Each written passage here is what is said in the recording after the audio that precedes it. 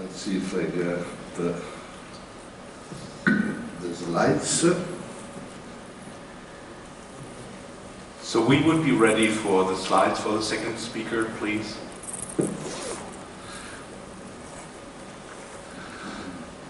Okay, ventilatory setting of ECMO. Well, I will try to touch a few points on this in this issue, which I think is rather complicated. Well, why we use ECMO? We use ECMO or for rescue, for hypoxemia, although we do not know exactly what is the rescue for hypoxemia is, but anyway, there are good clinical indications sometimes. And second, the ECMO may allow a different treatment of the lung. And I think that the basic point of ECMO is that it allows to dissociate between oxygenation and CO2 removal. Now, let's see, you have a patient like this. You receive a patient, shunt 40%, 35%, even if nobody measures anymore the shunt, it's still the best way to assess the oxygenation. And you have, let's see, 40%, and the shunt is the amount of blood, of the cardiac output, which flows through the bed compartment, flow through these regions with the gas-less tissue. And we say, okay, we do ECMO, and it's hypoxemic, high flow. If you use high flow, it's better to use also high gas flow, not only blood flow. So what's happened? Let's see, this is the shunt that you may have, the white in the CT scan. Let's see, you have 20%, 40%, up to 60%.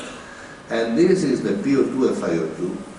With the shunt, you have the same relationship. And you see that going from 0.2 from 0.4, about half of the lung completely white, the PO2 and FiO2 does not change too much. That means we have a strong hypoxic vasoconstriction. That means the flow into the lung is diverted from the bad part to the good part. Now comes the doctor with the cannulas and we put the patient in a veno-venous. And veno-venous we have two lungs, the artificial one and the natural one, which is one after the others. Now consider one thing. When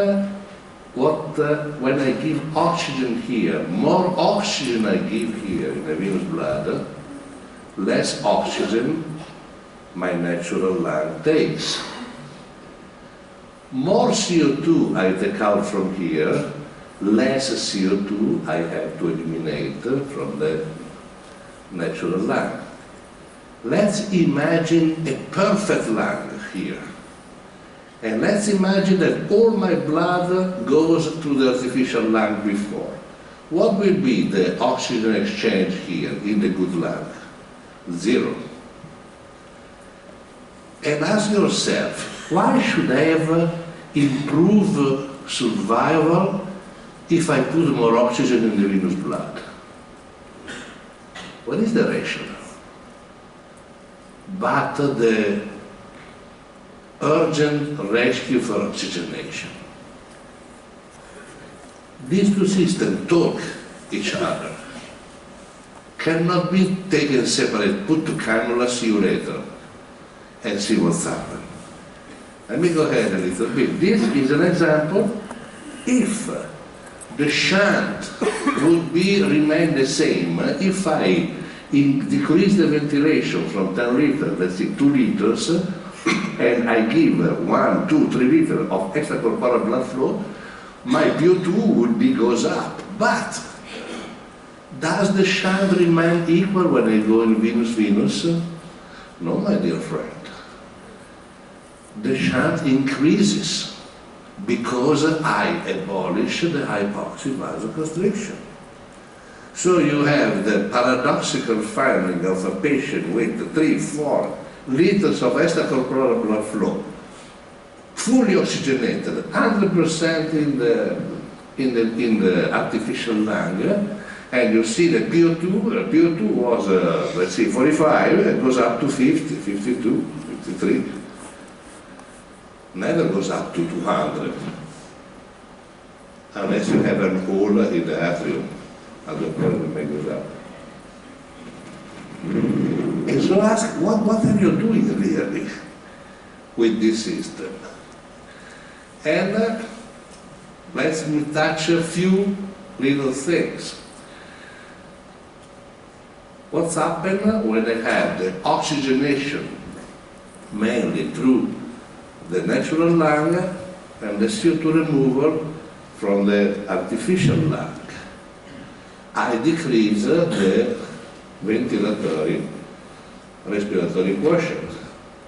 And the people say, well, who cares? Well, you may have some spectacular effect sometimes. Let me show you. Let's see, this is the respiratory quotient. These are experimental data that I think we did about 4 years ago. To maintain the normal, the same alveolar PO2, when the respiratory quotient is decreased, you have to increase the FiO2. As an example, if you are in completely apneic oxygenation, you have to use 100% oxygen, but your PO2 in the alveolus is not 100%, maybe 140, not 500. And this is a completely forgotten basic physiology, which happens every day in some regions of the lung when we put the patient in extracorporeal support. As an example, if I have a ventilation, a FiO2 of 0.3 in the natural lung, and my RQ is 0.8, the alveolar PO2 is under 64. Theoretically, if I have this condition, 0.3, and my respiratory quotient is 0.2, my alveolar PO2 is 14. And the people say, oh my God, here, during the weaning phase, and you say, oh no, the PO2 goes down. It goes down, why? So peak up. And this is simply an effect of the movement of gases into the natural lung that we should remember. And then we have a compression atelectasis. Of course, we have the heavy lung, very severe RDS, we have a compression atelectasis, and let's see, I put the patient in extracorporeal support, and I try to reduce the ventilation, the frequency of the ventilation, the tidal volume. When I decrease this, what's happened? Happened that the mean airway pressure goes down. If the mean airway pressure goes down, I have more atelectasis, and my PO2 goes down. So I cannot start an extracorporeal support decreasing the ventilation without, at the beginning, without touching, as an example, the PEEP, because it will be an unavoidable increase of atelectasis at the beginning. You have to set the system at the beginning as it was, and then start to reason on what's happening.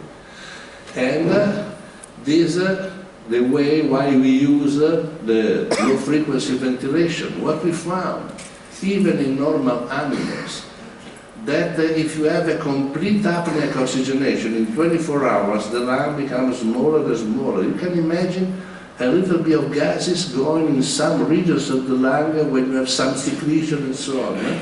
Maybe you have a little bit of obstruction, you have a reabsorption atelectasis closure. But if you have one breath with a sufficient plateau for once per minute or every 2 minutes, the problem is solved.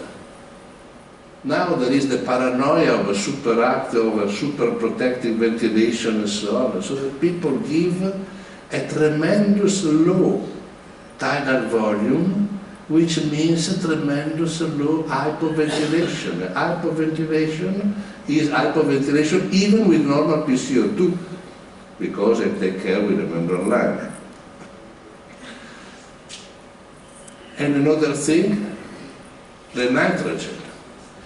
If you want to play with some regions of the lung, if you take, I can change the alveolar gases in the natural lung, changing the nitrogen concentration in the membrane lung. And I do not understand why the people use the different FiO2 in the natural lung and in membrane lung. Because at this point, also the nitrogen may play an important role, which is completely ignored. If I have 100% in the natural lung and 30% in the natural lung, what's happened? When the blood goes in the natural lung, loses two gases, oxygen, cation, and nitrogen. If I lose two gases from the alveoli may reach the critical point and go to the absorption of the electrolysis. I can close one lung playing with gases in the membrane lung. And this is how the people use the extracorporeal support. 3 liters, 4 liters, this is almost the total support for a human body, and still the people ventilate with 5, 7, 8 liters of total ventilation. Why? Where is the ration? Why to use a Ferrari to go to the supermarket to buy spaghetti? I mean, yeah, we have to calibrate a little bit the things. And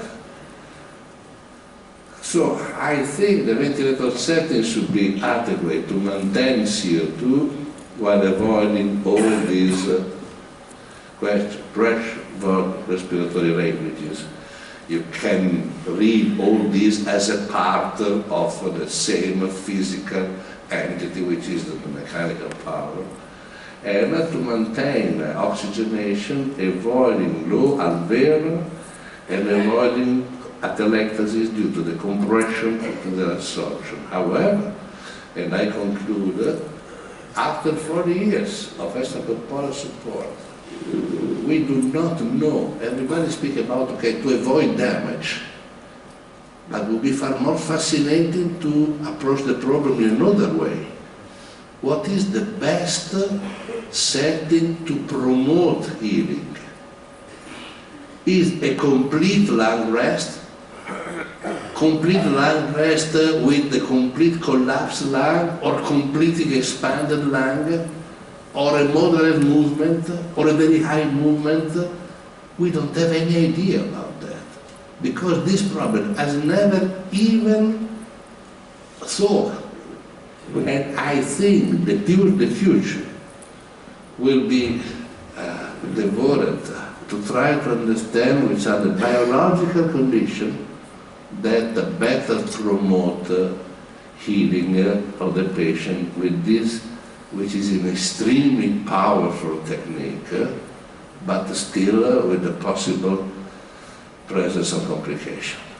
Anytime I see one patient in extracorporeal support, I think to the possibility of the cerebral hemorrhage.